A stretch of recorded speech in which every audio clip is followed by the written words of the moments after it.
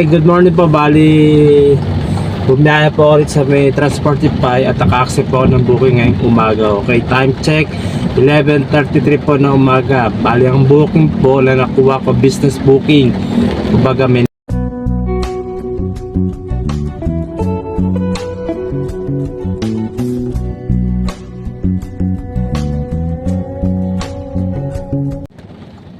Hello guys, good morning po sa inyo lahat. Yan, maulan na umaga.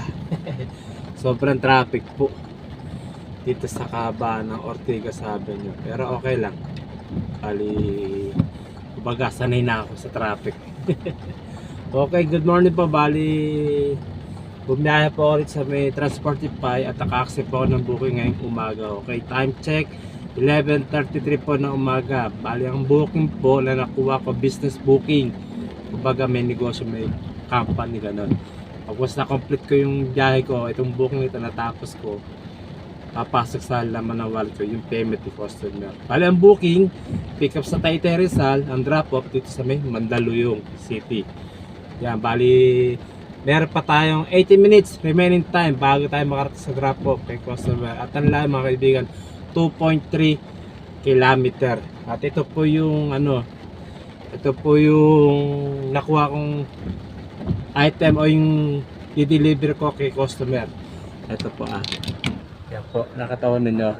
Yan, nakatawan ninyo. Ito po yung bulaklak po. Yan, ganda po. Yan po yung na-pick up ko. Napakaganda. Homemade yan. Yun po business po ni customer. Siya daw gumawa nun. So, ang booking, Taytay Rizal to drop off sa Mandaluyong City. Yung nga, sabi ko may 18 minutes na lang po ako.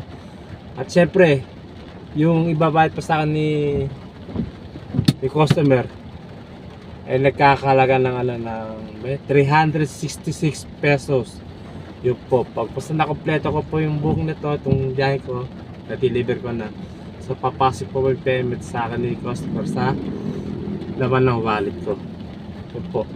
Bali ito yung first booking ko ngayong araw na ito, mga kaibigan, mga kasama. Kahit naulan, kahit ngayong araw na ito, bali ko ngayon, yung coding po ako ngayong araw na ito, pero naisip ako pa rin bumiyahe. Sayang at saka isa pa, kailangan kong pera. Kailangan kumita para masaya. Para may pera ako. Bakit? Kasi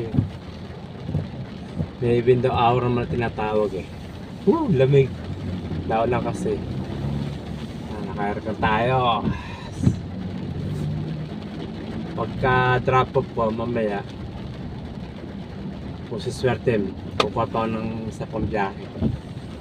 Kasi galasing ko lang window hour po ngayon Baka mahuli tayo. Pero kaya pa naman isang biyahe. Sana makakuha pa ng booking dito sa Transportify. Okay, inuulit ko mga kaibigan. Papasok po sa laman ng wallet yung babasa ni customer, 366 pesos. Yun po. Hindi na masama. Kumbaga, balik from current location to drop off, araw lumalabas na isang oras ang biyahe ko.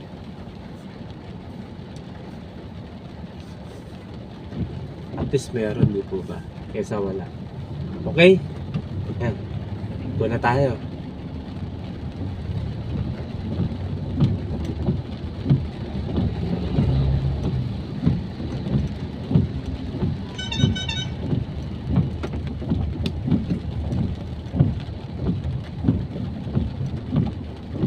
Pagdating natin sa drop off, tatawagan natin si customer para malaman niya naroon na ako, para maibigay ko na itong pick up ko kay customer, itong mga bulaklak.